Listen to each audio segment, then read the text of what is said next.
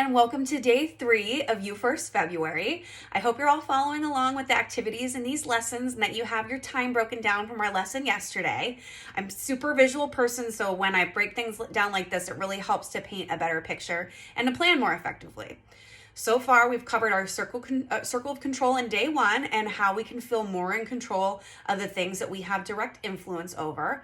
This will allow us to stress less about the things that we can't control and instead turn our time and energy on the things that we can.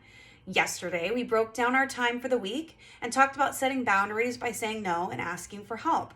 I'm hoping you have identified some areas that you could ask for help and that you'll take the steps to do so. I know that's hard. We live in a society here in the US that is very much a pull yourself up by the bootstraps. But it wasn't that many generations ago that we were living with multiple generations on farms. It takes a village to raise a child, they say, but you know what? It takes a community to live a successful and happy life. No one can go it alone, and you shouldn't be expected to. It doesn't make you a failure to ask for help. It makes you human. I know for me, it took a while for me to realize that help wasn't going to be just freely offered to me. No one can tell how I feel. They can't look at me and go, wow, she's drowning. She could probably use some help. Do you look at someone who is crazy busy, they're juggling a career and a family, and you judge yourself against them? Maybe you think to yourself that you don't measure up. Either that person has a lot of help or they're about this close to a mental breakdown by trying to go at it alone. So, ask for help. Today, we're going to be talking about mindfulness. This is still a new part of my journey for me. It's a daily practice that I'm going to break down into meditation, breathwork, and gratitude. You may be familiar with one or all of these. If not, that's okay too. Now, what is mindfulness? It's our ability to fully be present. Have you ever driven to work or somewhere that you go often, and when you get there, you can't remember anything about the drive? Yikes! We run our lives on autopilot. At any given moment, there are millions of pieces of information coming at our senses. We can't process all of the information we receive, so our brains create shortcuts. But what happens is we lose ourselves in the autopiloting. Practicing mindfulness will allow us to be more aware of where we are and what we are doing so that we're not overwhelmed. So, how do we become more mindful? The first step is deep breathing. Simple, right? Why breathing? Breathing actually on its own reduces stress. It will lower the heart rate, regulate your blood pressure, and decrease the releasing of the stress hormone cortisol. Seriously. So whenever you're feeling stressed or overwhelmed, focus on your breathing for 10 deep breaths. When I say deep breaths, I'm not just talking for a couple seconds. Breathe in through your nose and count to 5. Then release your breath through your mouth for another count of 5. Do this 10 times. You may find after even the first full breath, you feel your tense muscles relaxing. By the 10th breath, you'll be able to better focus on the situation at hand. Breathwork is good to use in response to stress, but you can also do this exercise when you're feeling good to bring more awareness to yourself. This would be what is referred to as a body scan. You will want to take a comfortable seat, begin focusing on your calming breaths, and start at the top of your head. Notice how it feels and relax it. Continue breathing and moving your attention to your neck. Same thing. Relax it.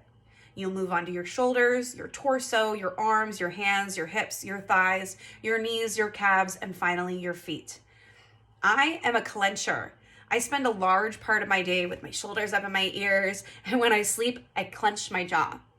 I even had to get a special mouth guard from the dentist to protect my teeth because they were beginning to crack.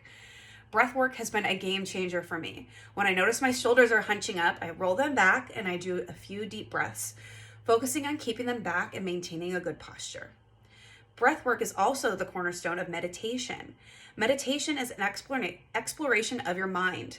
On the surface, meditation may seem like sitting still and silent and clearing your mind. As simple as it sounds, it's really hard to do in practice. When I sit down and meditate, I get in a comfortable seated position. I focus on my breathing. I relax my body, and my mind takes off like a pinball, bouncing from one thing to the next. I found that guided meditation helps me with this. In guided meditation, an instructor will guide you through specific items to concentrate on. This keeps the squirrely thoughts from jumping out. It may not stop them, but it helps return the focus to the present. There are so many different resources for guided meditation. The first one I ever started with was a 21-day course called Unstressed. It was created by the folks at Unplugged, which is a guided meditation company.